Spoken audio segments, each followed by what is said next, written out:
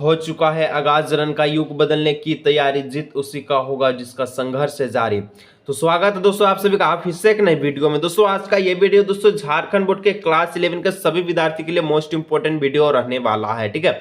चाहे आप आर्ट्स से हैं या फिर कॉमर्स से हैं या फिर साइंस से हैं, आज का ये वीडियो दोस्तों पूरा अंत तक जरूर से जरूर देखिएगा, क्योंकि बोर्ड एग्जाम 2024 का डंका बज चुका है और आप सभी को 2024 के लिए बहुत ही इंपॉर्टेंट तैयारी करना होगा, ताकि बोर्ड एग्जाम 2023 की तरह 2024 को भी आप अच्छे लेवल पर बिता सके और मोस्ट इंपॉर्टेंट यानी कि बहुत ही मस्त नंबर ला सके, ठीक है।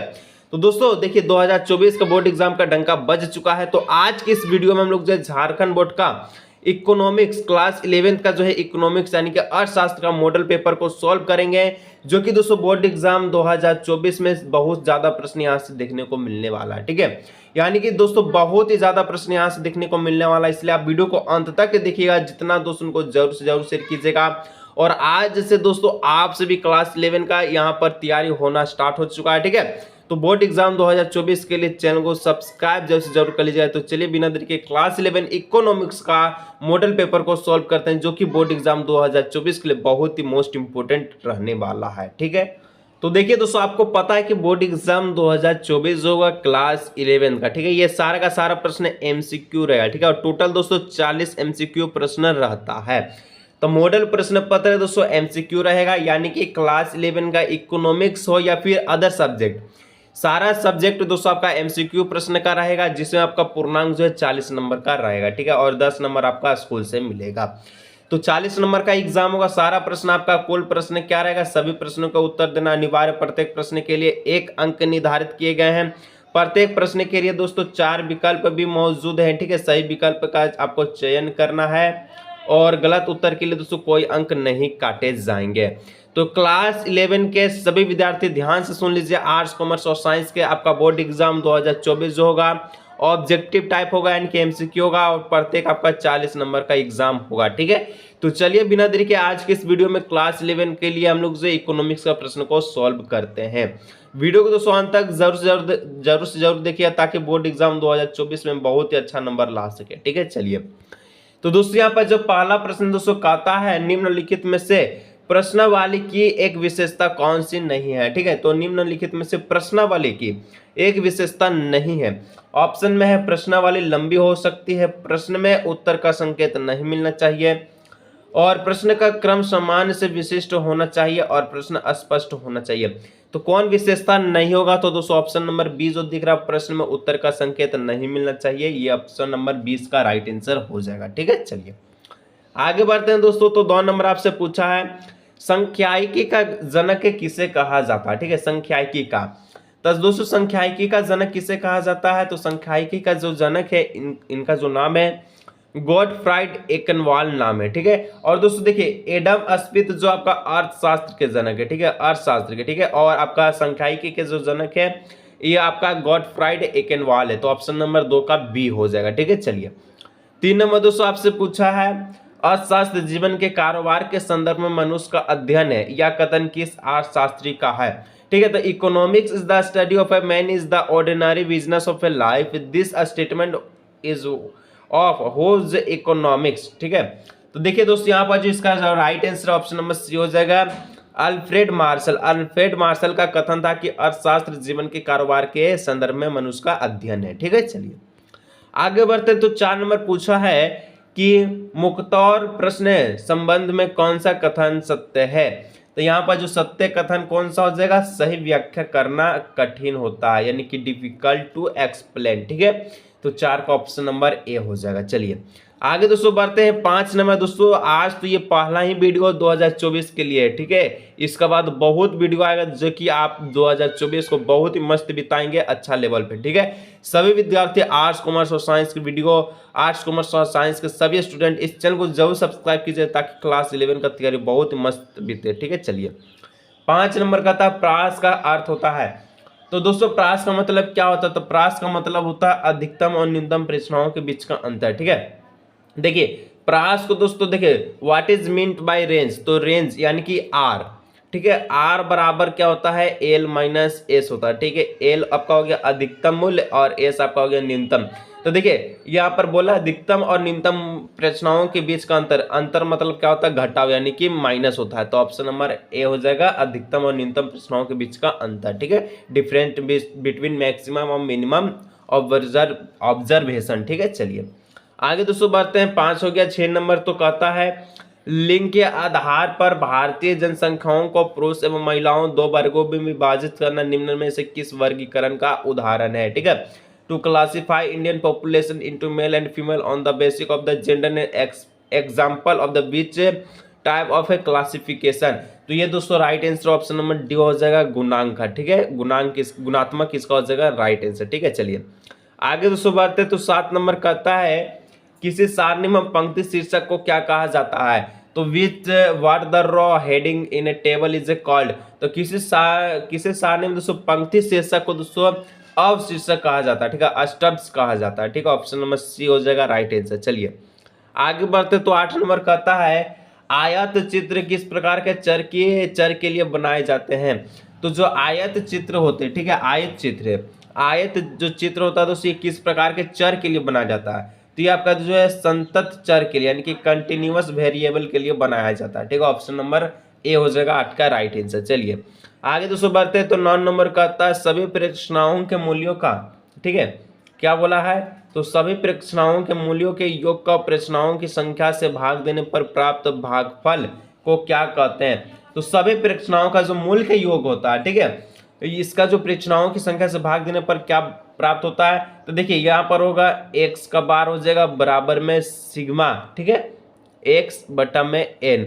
तो जो देखिए यहाँ पर क्या बोला है, सभी प्रेक्षणाओं का जो मूल्य के योग यानी कि सिग्मा प्रेक्षणाओं की संख्या से भाग देता है। तो देखिए मूल का योग यानी कि यहाँ पर दोस्तों x में कुछ भी हो सकता है, a 1 2 3 4 5 6 7 8 कुछ भी, जो कि आपका सिग्मा से योग होता है। तो यहाँ पर x हो गया और नीचे हम लोग n यानी कि जो है भाग दे देंगे संख्या से। तो ये आपका हो जाएगा, क्या हो जाएगा, x का बार यहाँ पर प्राप्त हो गया यानी कि क्या हो जाएगा, तो समानांतर माध्य इसका हो जाएगा राइट आंसर, ठीक है। तो 9 का ऑप्शन नंबर ए हो जाएगा समानांतर माध्य, ठीक है। चलिए समांतर माध्य। तो आगे बढ़ते दोस्तों, 10 नंबर कहता है निम्नलिखित में से किस औसत की गणना करने के लिए आंकड़ों को बढ़ते क्रम में रखना अनिवार्य है, ठीक है।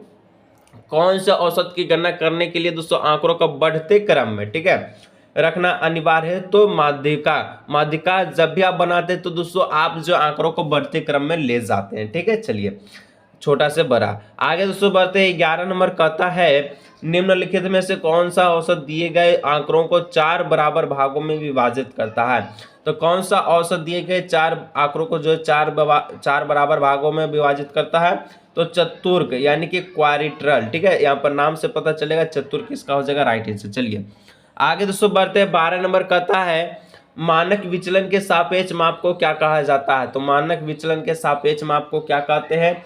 तो मानक विचलन के सापेक्ष माप को दोस्तों परास गुणांक कहते हैं, विचरण गुणांक कहते हैं और विचलन गुणांक कहते हैं। तो ऑप्शन नंबर डी हो जाएगा इनमें से सभी, ऑल ऑफ द दिस, ठीक है। चलिए आगे दोस्तों बढ़ते हैं, तो 13 नंबर कहता है निम्नलिखित में से किस माप की गणना में प्रेक्षणाओं के औसत से विचलनों के निरपेक्ष मान को लिया जाता है। तो यहाँ पर दोस्तों इसका जो राइट आंसर है क्या हो जाएगा, तो 13 का हो जाएगा ऑप्शन नंबर बी नंबर, ठीक है, माध्य विचलन, ठीक है, मीन डिवीजन, ठीक है। चलिए आगे दोस्तों बढ़ते हैं, तो 14 नंबर कहता है यदि किसी आंकड़ों का मानक विचलन 16 तथा समानांतर माध्य 50 हो तो विचलन गुणांक का मान क्या होगा। तो इसके लिए आपको क्या करना होगा, तो सूत्र पता होना चाहिए, ठीक है। तो विचलन गुणांक पूछा, विचलन गुणांक आपको निकालना है। तो विचलन गुणांक बराबर क्या होता है दोस्तों, विचलन गुणांक बराबर में होता है, क्या होता है, तो मानक, ठीक है, मानक विचलन बटे में होता है समांतर माध्य, ठीक है, समांतर माध्य। तो मानक विचलन कितना, मानक विचलन 16 है और आपका देखिए गुणे में क्या होता है, गुणे में 100 होता है, ठीक है। तो देखिए यहाँ पर दोस्तों मानक विचलन 16 है तो 16 दे दीजिए, माध्य 50 है तो नीचे में 50 दे दीजिए, गुना में 100 है तो 100 दे दीजिए। इसको करिएगा तो 50 दूना का 100 हो जाएगा, 16 दूना का हो जाएगा 32, यानी कि 32% जो आपका निकलेगा, क्या निकलेगा, विचलन गुणांक निकलेगा, ठीक है। ऑप्शन नंबर डी हो जाएगा 32%। चलिए नेक्स्ट दोस्तों 15 नंबर कहता है सहसंबंध गुणांक दो चरों के बीच किस प्रकार के सहसंबंध का संज्ञात्मक माप है। तो ये दोस्तों देखिए सहसंबंध हो जाएगा यानी कि लीनियर आपका हो जाएगा कलेक्शन, ठीक है, ऑप्शन नंबर बी हो जाएगा, ठीक है। चलिए आगे दोस्तों बढ़ते हैं, तो 16 नंबर कहता है यदि दो चरों के बीच सहसंबंध पूर्णतः धनात्मक हो तथा सहसंबंध गुणांक का मान क्या होगा? अगर धनात्मक है तो गुणांक सहसंबंध गुणांक का जो मान निकलेगा वो 1 निकलेगा। ठीक है, क्या निकलेगा? 1। ऑप्शन नंबर बी हो जाएगा राइट आंसर। चलिए आगे दोस्तों बढ़ते हैं। तो 17 नंबर कहता है कोटि सहसंबंध के विकास का श्रेय किसे जाता है? तो कोटि सहसंबंध का विकास का श्रेय दोस्तों किसे जाता है? तो यहाँ पर देखिए स्पीयरमैन को। ठीक है, स्पीयरमैन को। और ये जो फॉर्मूला दिए थे रो, ठीक है, रो बराबर 1 माइनस, ठीक है, क्या हो जाएगा? तो आपका 6 सिग्मा, यहाँ पर देखिए बराबर का है 6 सिग्मा डी स्क्वायर, ठीक है, और हो जाएगा आपका क्या हो जाएगा? तो एन और ब्रैकेट में एन स्क्वायर माइनस 1। तो ये फॉर्मूला दिए थे। और देखिए कोटि सहसंबंध को दोस्तों रैंक सहसंबंध के नाम से जाना जाता है। ठीक है, तो यहाँ पर डायरेक्ट सूत्र भी पूछ सकता है। ठीक है, याद रखिएगा। चलिए आगे दोस्तों बढ़ते हैं। नेक्स्ट ये आपका 18 नंबर क्या कहता है कि निम्न में से कौन सा सूचकांक खुदरा कीमतों में औसत परिवर्तनों को मापता है? तो दोस्तों यहाँ पर राइट आंसर है 18 का हो जाएगा ऑप्शन नंबर डी नंबर। ठीक है, उपभोक्ता कीमत सूचकांक इसका हो जाएगा राइट आंसर। चलिए आगे दोस्तों बढ़ते हैं। 19 नंबर कहता है लेस्पियर का कीमत सूचकांक में किसे भार के रूप में प्रयुक्त किया जाता है? तो यहाँ पर देखिए लेस्पियर का कीमत सूचकांक में किसे भार के रूप में प्रयुक्त किया जाता है? तो 19 का हो जाएगा right answer option number D, आधार अवधि की मात्रा। ठीक है, आधार अवधि की मात्रा। यानी कि देखिए यहाँ पर जो सूत्र होता है दोस्तों बराबर में हो जाएगा A P A sigma P1 Q0 और नीचे में हो जाएगा सिग्मा P0 और Q0। ठीक है, और ये जो Q0 है, ठीक है, ये आपका आधार अवधि का मात्रा है। ठीक है, तो ऑप्शन नंबर डी हो जाएगा। चलिए 20 नंबर दोस्तों कहता है मदों के सापेक्षिक महत्व को बताने वाले सूचकांक को क्या कहा जाता है?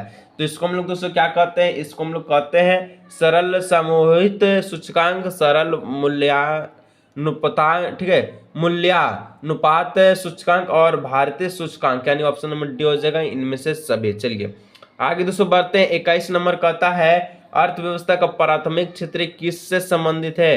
तो पहला क्षेत्र का हम लोग जानते हैं अर्थव्यवस्था का प्राथमिक क्षेत्र जो है कृषि से संबंधित होता है, एग्रीकल्चर से। ठीक है, चलिए आगे दोस्तों बढ़ते हैं। 22 नंबर कहता है योजना आयोग का गठन किस वर्ष किया गया था? तो योजना आयोग का जो गठन है इन विच ईयर्स वाज, ठीक है, प्लानिंग कम्युनिकेशन फॉर्मेट। तो योजना आयोग का जो गठन है ये कब किया गया था? तो ये आपका 1950 में किया गया था। और देखिए किया गया था 1950 में, लागू हुआ 1951 में। ठीक है, 1951 में लागू हुआ, लेकिन किया गया गठन 1950। तो ऑप्शन नंबर सी हो जाएगा 1950। चलिए 23 नंबर दोस्तों कहता है भारत की अंतिम पंचवर्षीय योजना कौन सी है? तो भारत का अंतिम पंचवर्षीय योजना which is the last 5 years, ठीक है, प्लान ऑफ इंडिया। तो भारत का अंतिम पंचवर्षीय योजना 12वां पंच योजना था। ठीक है, 12वीं पंच योजना जो कि आपका 2012 से 2017 तक चला था। ठीक है, तो ऑप्शन नंबर सी हो जाएगा 12वीं पंच योजना। चलिए आगे दोस्तों बढ़ते हैं। 24 नंबर कहता है भारत में नई आर्थिक नीति की शुरुआत किस वर्ष की गई? तो भारत में नई आर्थिक नीति का जो शुरुआत है in which year new economic policy started in India? तो 1991 में। ठीक है, 1951 ईस्वी में भारत में नई आर्थिक नीति का शुरुआत किया गया। तो ऑप्शन नंबर सी हो जाएगा। चलिए आगे दोस्तों बढ़ते हैं। 25 नंबर कहता है विनिवेश का उद्देश्य क्या है? तो विनिवेश का मतलब क्या होता है? तो विनिवेश का जो मतलब होता है वो होता है आपका वित्तीय अनुशासन बढ़ाना, आधुनिकीकरण में सहायता देना, सरकार द्वारा आय एकत्रित करना। तो ऑप्शन नंबर डी हो जाएगा इनमें से सभी। ठीक है, चलिए आगे दोस्तों बढ़ते हैं। तो 26 नंबर कहता है कि विश्व व्यापार संगठन WTO की स्थापना किस वर्ष की गई? ठीक है, तो WTO हम लोग जानते हैं, हम लोग 10 में पढ़ चुके हैं कि WTO की स्थापना जो है 1995 में यानी 1995 में किया गया। ऑप्शन नंबर बी हो जाएगा। ठीक है, WTO की स्थापना 1995 में किया गया। आगे दोस्तों बढ़ते हैं। तो 27 नंबर कहता है ग्रामीण जनता की आजीविका का मुख्य आधार क्या है? तो जो भी गांव के लोग रहते हैं तो गांव के लोग का मुख्य आजीविका क्या है? तो कृषि होता है, एग्रीकल्चर होता है। ठीक है, खेती करना। चलिए आगे दोस्तों बढ़ते हैं। तो 28 नंबर कहता है निम्न में से कौन सा देश कपास का सबसे बड़ा उत्पादक देश है? तो दोस्तों भारत जो है कपास के लिए, कॉटन के लिए बहुत ही क्या है, सबसे बड़ा उत्पादक देश में, लार्जेस्ट प्रोडक्शन में आता है। ठीक है, चलिए नेक्स्ट बढ़ते हैं दोस्तों। यहाँ पर 29 नंबर कहता है महात्मा गांधी राष्ट्रीय ग्रामीण रोजगार गारंटी अधिनियम किस वर्ष पारित हुआ था? तो महात्मा गांधी यानी कि गनरेगा, ठीक है, मनरेगा कब पारित हुआ दोस्तों? तो 2005 में। और इसके अनुसार प्रत्येक व्यक्ति को 100 दिन का रोजगार दिया जाना चाहिए था। ठीक है, तो ऑप्शन नंबर बी हो जाएगा 2005। ये क्लास 10 में पढ़ चुके हैं। चलिए 30 नंबर दोस्तों कहता है निम्न में से कौन सा मानव पूंजी नहीं है। इंजीनियर मानव पूंजी है, डॉक्टर भी मानव पूंजी है, शिक्षक भी मानव पूंजी है, लेकिन कंप्यूटर नहीं है, क्योंकि कंप्यूटर एक मशीन है, कंप्यूटर एक डिवाइस है। ठीक है, चलिए आगे दोस्तों बढ़ते, यानी कि ऑप्शन नंबर बी हो जाएगा। ठीक है 30 का। चलिए नेक्स्ट दोस्तों 31 नंबर कहता है मानव विकास क्या है। तो मानव विकास क्या है, तो मानव विकास दोस्तों साधन एवं साध्य दोनों है। तो ऑप्शन नंबर सी हो जाएगा साधन एवं साध्य दोनों। ठीक है, चलिए नेक्स्ट दोस्तों 32 नंबर कहता है ज्ञान आधारित अर्थव्यवस्था के रूप में भारत के रूपांतरित होने के लिए निम्न में से कौन सा कारक उत्तरदायित्व है। तो कौन सा कारक उत्तरदायित्व है, तो 32 का right answer option number D हो जाएगा। ठीक है, क्या हो जाएगा, परिवहन का विकास, शहरीकरण और सूचना तथा प्रौद्योगिकी का विकास, यानी ऑप्शन नंबर डी इनमें से सभी। चलिए आगे दोस्तों बढ़ते हैं 33 नंबर का आता है आधारिक संरचना के अंतर्गत आते हैं। तो आधारिक संरचना के अंतर्गत कौन आता है, तो यहाँ पर बिजली भी आता है, इलेक्ट्रिसिटी और इरिगेशन यानी कि सिंचाई और सड़कों का निर्माण, कंस्ट्रक्शन ऑफ रोड, यानी ऑप्शन नंबर डी हो जाएगा ऑल ऑफ दिस और उपयुक्त सभी। ठीक है, चलिए 34 नंबर दोस्तों कहता है क्षेत्रीय ग्रामीण बैंक की स्थापना किस वर्ष हुआ। तो क्षेत्रीय ग्रामीण बैंक का स्थापना दोस्तों 1975 ईस्वी में हुआ था। ठीक है, 1975 ऑप्शन नंबर बी हो जाएगा। चलिए 1975 में क्षेत्रीय ग्रामीण बैंक की स्थापना किया गया। आगे दोस्तों 35 नंबर बोलता है ग्रामीण श्रम बल का अनुपात शहरी श्रम बल की तुलना में क्या होता है। तो ग्रामीण श्रम बल का अनुपात शहरी श्रम बल की तुलना में ज्यादा होता है, मोर होता है, अधिक होता है। ठीक है, ऑप्शन नंबर ए हो जाएगा यहाँ पर अधिक। चलिए आगे दोस्तों बढ़ते हैं 36 नंबर कहता है ईंट निर्माण कार्य में कार्यरत व्यक्ति के रोजगार को कहा जाता है, क्या कहते हैं। तो ईंट जो बनाता है, ईंट निर्माण में कार्यरत व्यक्ति के रोजगार को हम लोग क्या कहते हैं, तो दिहाड़ी मजदूर कहते हैं, वेज लेबर कहते हैं। तो ऑप्शन नंबर सी हो जाएगा राइट आंसर। चलिए आगे दोस्तों बढ़ते हैं तो 37 नंबर कहता है इनमें से कौन सा ऊर्जा गैर परंपरागत स्रोत है। तो कौन सा ऊर्जा गैर परंपरागत स्रोत है, तो यहाँ पर 37 का हो जाएगा राइट आंसर सी नंबर। ठीक है, सौर ऊर्जा। देखिए सौर ऊर्जा गैर पारंपरिक स्रोत है। ठीक है, ये पहले नहीं अब भी आपका सौर ऊर्जा बना, पहले जैसे कि कोयला हो गया, पन बिजली हो गया, ताप बिजली हो गई। ठीक है, लेकिन अभी सौर ऊर्जा जो है ये लेटेस्ट है, तो इसको हम लोग गैर पारंपरिक स्रोत में रखते हैं। ठीक है, और परंपरागत पूछेगा तो दादा परदादा वाला चीज याद रखिएगा। ठीक है, चलिए 38 नंबर दोस्तों कहता है इनमें से कौन सा स्वास्थ्य के निर्धारण का सूचक है। तो स्वास्थ्य के निर्धारण का सूचक कौन है, तो शिशु मृत्यु दर, चाइल्ड मोर्टेलिटी रेट। ठीक है, तो ऑप्शन नंबर 38 का ए हो जाएगा। चलिए 2 प्रश्न और बचा दोस्तों, वीडियो कैसा लगा नीचे कमेंट कीजिएगा और दोस्तों इसी प्रकार से वीडियो को देखिए ताकि अच्छा नंबर आप सभी ला सके। ठीक है, एक बार वीडियो देखिए, कोई दिक्कत की बात नहीं है। ठीक है, 39 नंबर कहता है जैविक खाद को खेती के लिए सबसे उपयुक्त क्यों माना जाता है। इसलिए माना जाता है क्योंकि इसमें रासायनिक पदार्थ नहीं होता, इसलिए। ठीक है, जैविक पदार्थ में। ठीक है, जैविक खाद को खेती के लिए इसलिए अच्छा माना जाता है क्योंकि रासायनिक पदार्थ केमिकल वाला यहाँ पर मटेरियल नहीं पाया जाता। चलिए 40 नंबर अंतिम प्रश्न कहता है सार्क का गठन कब हुआ, तो व्हेन वाज सार्क फॉर्म्ड। तो सार्क का गठन जो है 208 दिसंबर 1985 में, ऑप्शन नंबर ए हो जाएगा राइट आंसर। इस प्रकार से क्लास 11 इकोनॉमिक्स के लिए दोस्तों बहुत ही मोस्ट इंपोर्टेंट क्वेश्चन को सोल्व किया। वीडियो अच्छा लगा वीडियो लाइक सब्सक्राइब कीजिएगा। मिलेंगे नेक्स्ट वीडियो में।